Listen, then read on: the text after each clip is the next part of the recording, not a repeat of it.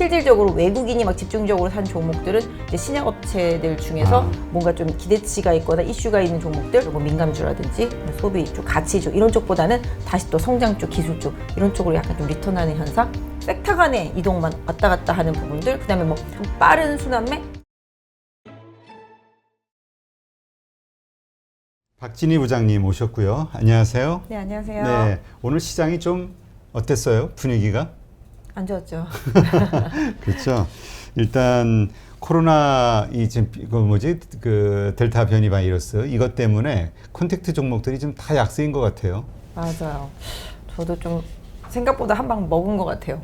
그 다들 증권가에서는 이거 별로 영향 없을 거야 이렇게 얘기했는데 네. 이거 약간 걱정돼요. 저도 해외에서는 좀 난리였어도 국내는 이렇게까지 빨리 번질 거라고 생각을 못 했었는데 지금 난리도 아니더라고요. 여의도도 뭐 계속 난리고. 그러게 여의도 네. 우리 저 나가서 밥 못 먹고 전부 시켜 먹잖아요, 배달. 저 여기 오늘 목숨 걸고 온 거잖아요. 네, 목숨 걸고 왔는데 여의도도 좀 그렇고, 그다음에 또 저 사무실 이제 선릉인데 삼성역 있는데 또 현대무역센터 백화점, 거기도 현대백화점 무역센터점도 좀 난리가 나가지고 거기도 지금 검사 받는다고 정말 장사진을 치고 난리도 아닌 것 같아요. 그래서 오늘 그런 부분들이 그러니까 어느 정도 좀 쉽게 지나갈 것 같았었던, 그다음에 이제 거리두기 단계를 오히려 좀 완화할 것에 대한 기대감, 이런 부분들이 좀 수그러들면서 컨택트 주들이 좀 와르르 좀 많이 무너져 내렸던 흐름. 실질적으로 뭐 기존에 이미 갔었던 뭐 여행이라든지 뭐 항공, 레저 뭐 이런 것들은 그 중에서도 뭐 여행 같은 것도 워낙 많이 갔었지만 그 외에 뭐 소비 관련되어 있는 뭐 내수 유통이라든지 식음료 이런 섹터주들은 최근에 조금 회복하려고 시도하던 차였었는데 오늘 시장 흐름 때문에 좀 주춤하는 모습을 보였고, 반대로 그동안에 뭐 푹 쉬었던 언택트주들 이런 종목들이 좀 시장에서 좀 활개를 치는 그런 흐름이 이번 주에는 조금 이어지고 있는 것 같아요. 그러게 카카오 네이버가 오늘 흐름이 좋았던 것 같아요. 최근에 좀 조정받고 오늘 좀 반등을 했죠. 어제 미국 시장에서 아마존이 좀 급등하는 모습이 나오면서 비슷한 플랫폼 업체들 강세를 보였는데, 뭐 솔직히 뭐 삼성전자, 하이닉스 약할 때 늘 나타나는 현상이에요. 카카오 네이버 강세는 그런 부분으로 조금 이해해 주시는 게 좀 좋을 것 같고, 뭐 전반적으로 이제 코로나 때 기존에 처음에 코로나 때 좀 상승을 했었던 종목들, 뭐 2차 전지 섹터주들, 그 다음에 이제 바이오 섹터주들, 뭐 이런 종목들이 이제 뭐 컨텐츠 일부 내수와 관련이 없는, 코로나랑 관련이 없는 그런 종목들이 좀 강세가 좀 두드러지는 흐름을 보였습니다. 그래서 그래도 전체적으로 좀 대형주들이 워낙 약하다 보니까 개인 투자자분들 좀 많이 가지고 있는 대형주들 좀 부담 많이 보였던 그런 하루였던 것 같아요. 네. 일단 연기금도 그렇고 외국인도 전부 코스닥주, 그러니까 중소형주들을 많이 사고 있기 때문에 네. 앞으로 이제 대형주나 수출주나 이런 거보다는 중소형주가 좀 더 상승하지 않겠냐 이런 의견들이 있는데 어떻게 보세요? 이게 작년에는 그런 거 있잖아요. 주식을 내가 사. 그럼 이제 뒷돈이 들어오면서 계속 밀어 올려주잖아요. 지난번에 이제 비트코인 사태도 마찬가지잖아요. 비트코인, 뭐 알트코인, 막 이런 것들이 계속 이제 뒤에서 뭐 이렇게 밑장 빼서 위에다 놓고 이렇게 밑에 이렇게 올리게 하듯이 그런 돈들이 계속 들어와 줘야 되는데 지금 주식시장은 자금이 좀 정체되어 있거든요. 그래서 새로운 자금들이 강하게 들어오지 못하다 보니까 있는 돈 안에서 계속 뺑뺑이를 계속 돌고 있잖아요. 그러다 보니까 뭐 순환매도 빠르고 뭐 섹터도 엄청나게 빠르게 움직이고 그 다음에 시세가 연속성이 많이 떨어지고 그런 상황 속에서 좀 중형주들, 지난번에도 저희 이제 연기금 중심으로 수급도 많이 봐드렸는데 시장 안 좋았는데도 불구하고 이번 주에 그때 말씀드렸던 종목들이 상당히 많이 급등도 했거든요. 연기금이 이제 수급을 쥐고 있는 것들이 거의 중소형주들이 많고 중형급들이 많고, 그래서 대형주를 해서 시장을 이끌면서 시세를 낼 뭐 기대 능력 이런 적이 좀 부족하다 보니까 연기금이 좀 중소형주 중심으로 좀 주도하는 모습이 나타나고요. 특히 또 지금 시장이 좀 상당히 좀 많이 막혀 있는 상태, 이런 흐름들이 있다 보니까 뭐 시장이랑 상관없고 그 다음에 뭐 어느 정도 좀 지수에서 좀 자유로운, 또 내일이 만기다 보니까 지수에서 좀 자유로운 또 코스닥에 있는 중소형주 이런 부분들을 계속 좀 선택하게 되는 것 같아요. 오늘도 보시면 외국인들이 코스닥을 좀 많이 샀거든요. 여기 좀 화면 보면서 좀 말씀드릴까요? 네. 그러면 네. 여기 보시면 여기 오늘 보시면 외국인이 상당히 좀 많이 샀죠. 한 1,700억 정도 코스닥을 많이 샀어요. 개인들이 지금 거래소를 1조 1,600억 정도 매수를 했거든요. 기관이 오늘 상당히 많이 팔았죠. 한 8,300억대 거래소를 매도하고, 뭐 코스닥은 아주 많이 매도하진 않았고요. 증권 쪽에서 좀 매도가 있었고, 연기금이 그동안 좀 시장을 많이 샀었는데 오늘은 조금 매도하는 모습이 좀 나타났습니다. 근데 기본적으로 오늘 외국인이 한 1,700 정도를 샀는데 그 1,700억 정도 산 가장 핵심적인 종목들이 2차 전지 소부장.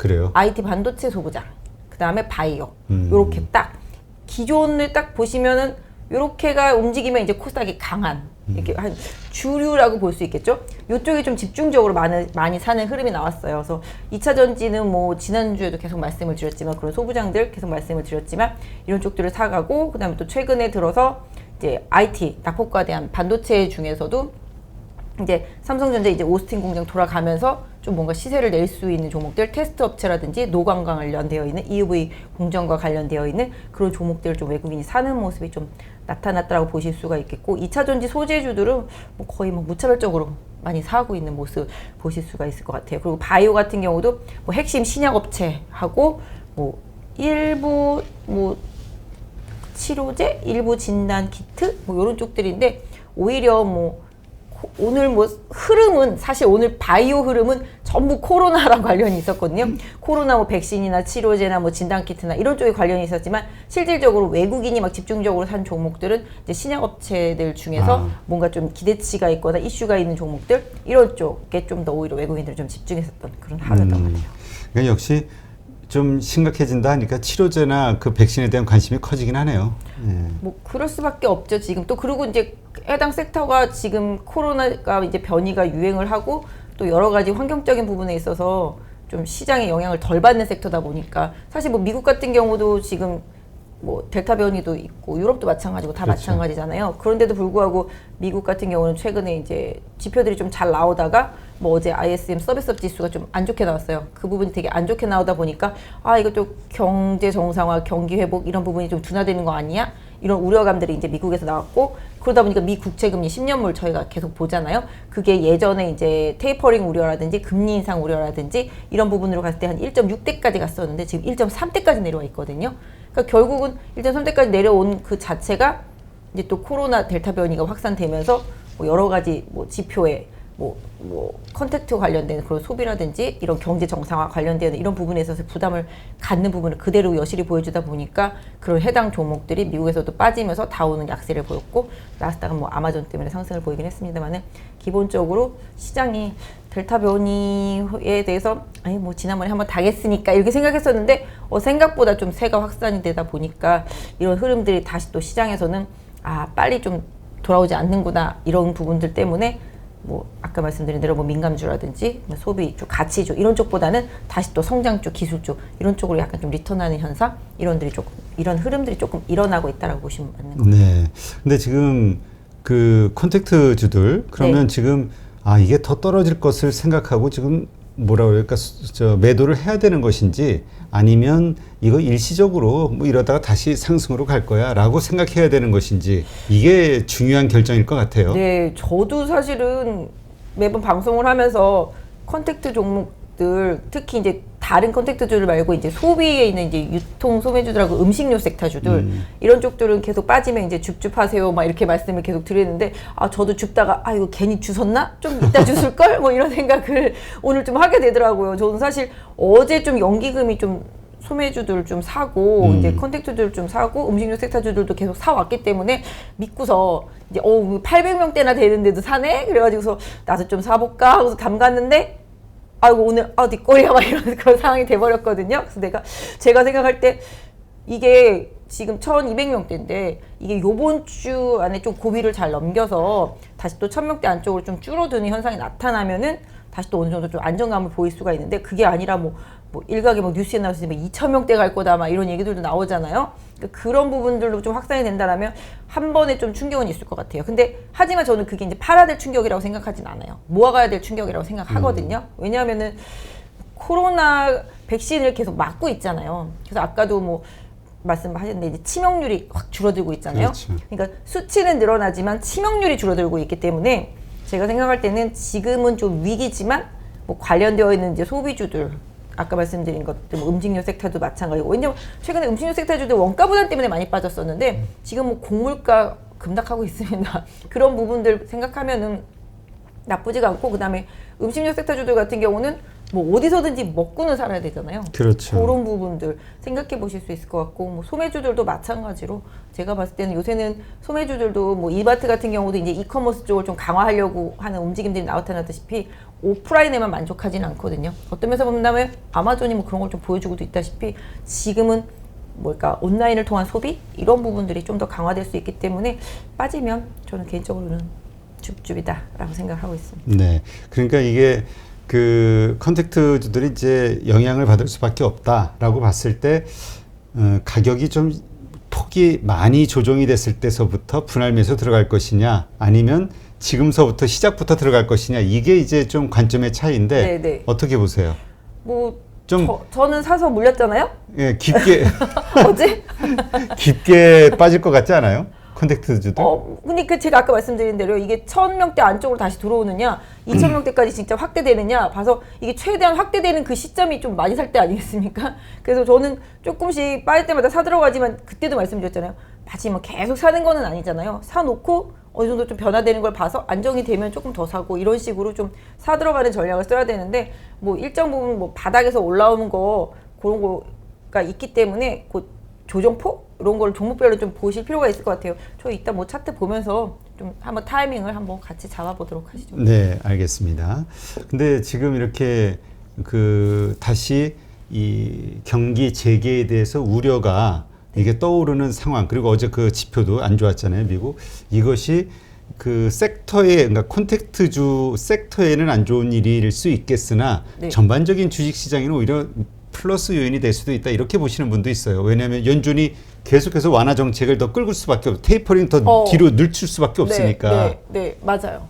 근데 이게 시장이 귀에 걸면 귀걸이, 코에 걸면 코걸이 그때 좀 필요한 대로 해석을 하는 것 같아요. 최근에 계속 올라올 때는 이렇게 좀 늘어나니까 아유 연준이 테이퍼링 쉽게 못 쓴다라는 그런 생각에서 막 올라왔는데 일단 많이 늘어나다 보니까 이거는 다시 또 경기가 회복이 된다고 생각하고 시장이 올라왔는데 그게 아니네? 이렇게 돼버리면서 오히려 다시 또 심리적인 부담 때문에 계속 매도가 나오면서 시장이 조정이 들어갈 수도 있는 그런 흐름이라고 생각할 수 있어요. 왜냐하면 작년 한 3, 4월부터 바닥을 치고 올라오기 시작했는데 지금 벌써 1년하고도 몇 개월 올랐잖아요. 이게 무한정 가는 시장은 없거든요. 그 정도 올라왔으면 조정받을 때도 됐다라는 게 기본적인 생각이에요. 근데 물론 이제 그 안에서 돈이 밖으로 이제 확 유출이 안 되고, 왜냐면 아까도 말씀드렸다시피 미국이 이제 국채 금리도 약세고 전체적으로 테이퍼링도 늦춰질 것에 대한 그런 고민들을 한다라면은 사실 그 돈들이 갈 데가 없잖아요. 그럼 결국은 시장 안에서 뱅글뱅글 돌 수밖에 없어서 일정 부분 빠지면 들어오고 이런 현상이 나타나기 때문에 우리가 생각하는 것만큼 깊지 않게 빠질 수도 있어요. 물론 그걸 또 역이용해서 더 많이 빠뜨릴 수도 있겠지만 기본적으로 돈이 강하게 밖으로 유출이 안 된다라면 결국 이 안에서 뺑뺑이 돌 수밖에 없기 때문에 아까 말씀하신 대로 섹터 간의 이동만 왔다 갔다 하는 부분들, 그다음에 뭐 어느 정도 조정받고 나면은 다시 올라오고 또 많이 올라가면 또 조정받고 이런 흐름들 속에서 좀 빠른 순환매 이런 부분들은 좀 이어질 수 있을 것 같아요. 다만 이제 제가 생각할 때는 그때도 그랬지만 너무 많이 올라서 더 이상 좀 갈 곳이 없는 종목들이 좀 많이 있었기 때문에 사실은 뭐 그런 종목들에 있어서는 항상 좀 조심을 하실 필요가 있죠. 근데 이게 참 빠른 순환매, 이 빠른이 들어가면은 이게 참 어려운 거거든요. 특히 주린이들이 거래하기는. 네. 잘못 퐁당퐁당 빠져버리면은 이게 오히려 손해만 커지는데 하여튼 긴장을 좀 해야 되지 않을까 싶은 생각이 들고요. 지금 새로 그 SD 바이오 센서라는 업체가 이번 달 상장되죠. 여기도 이제 진단 키트 업체죠. 네. 상당히 맞습니다. 실적이 좋은 회사 같던데.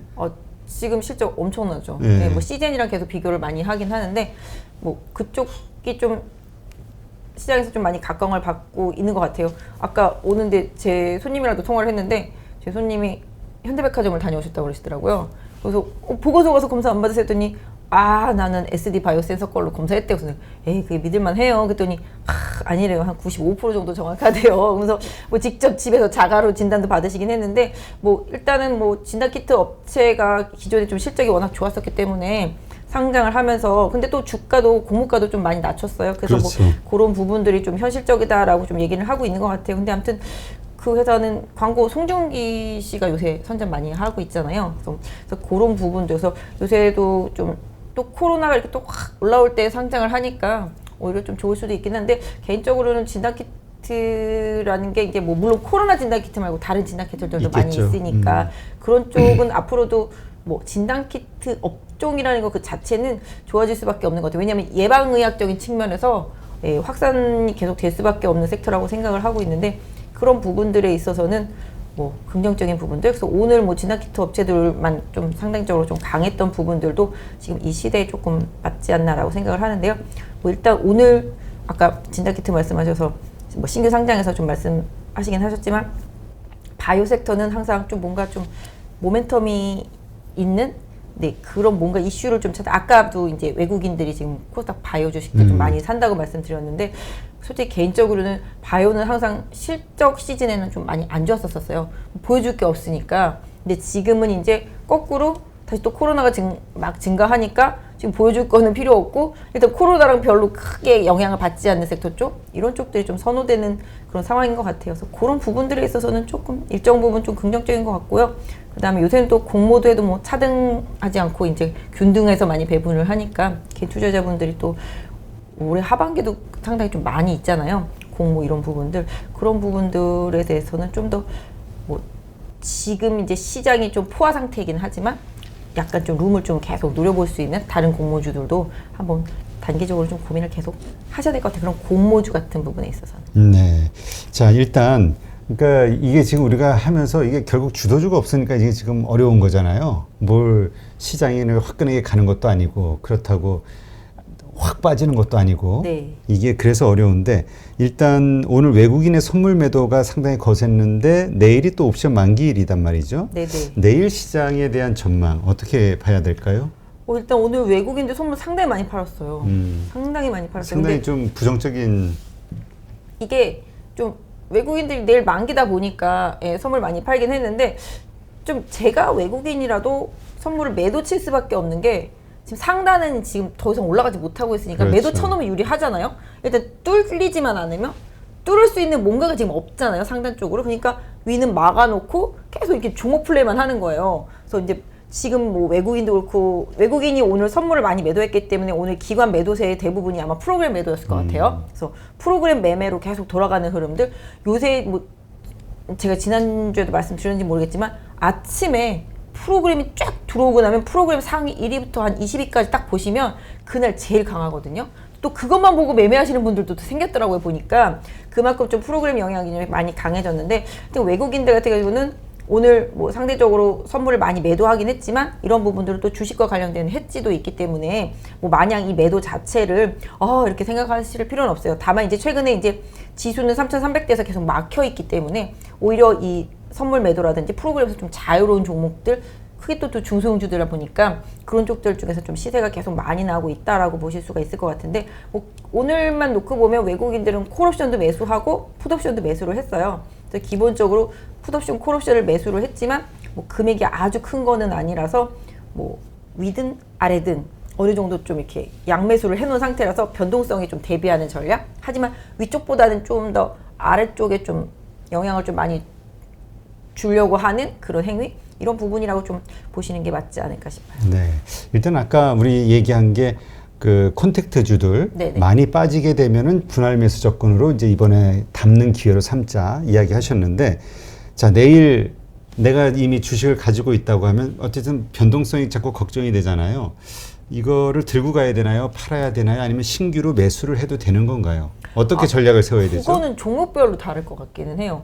내가 물렸냐 수익이 났냐. 이게 항상 개인 투자자분들이 압박감을 갖는 게 시장이 빠지는 내가 일단 수익은 났어. 그럼 이 수익을 끌고 가야 될지 지금 챙겨야 될지 되게 고민이 많잖아요. 근데 이전 수익을 생각하면 아까운 거라. 그때 20% 났을 때 팔았어야 되는데 지금 네. 14%에 팔래니까 막 이런 생각. 근데 그거는 사실 좀 결단이 되게 중요한 게 지난번에 말씀드렸다시피 팔고 나서 도로 사면 되잖아요. 못 산다 생각하면 팔기가 아까운데 팔고 나서 도로 살 수만 있으면은 얼마든지 좀 시장 상황에 따라서는 팔 수 있으면 파는 게 좀 맞을 것 같고 사실 오늘 시장이 이렇게 빠졌지만 2차전지 소부장 갖고 있었으면 시장이 빠졌어? 뭐 이런 생각을 할 정도로 너무 2차전지 섹터주들은 좋았었거든요. 최근에 아까 주도주 없다고 말씀하셨지만 이쪽이 지금 주도주예요. 핵심적인 주도주예요. 저희 뭐 지난주에 나와서 SDI도 많이 말씀드렸지만 결론적으로는 저희가 예상했던 대로 호재가 나오면서 오늘 뭐 강세 시장 때문에 많이 더 못 오른 것 같아요. 시장만 이렇지 않았으면 많이 올랐을 것 같은데 그리고 또 관련되어 있는 소재 업체들, 부품 업체들, 장비 업체들 다 급등하는 현상인데 이쪽이 지금은 좀 주도적인 역할을 하고 있는데 이쪽도 한 단기적으로는 이번 주가 살짝 피크 느낌이 살짝 있어서 약간 그런 부분들은 이따가 좀 차트 보면서 제가 좀 대응 전략 같이 드리도록 할게요. 네.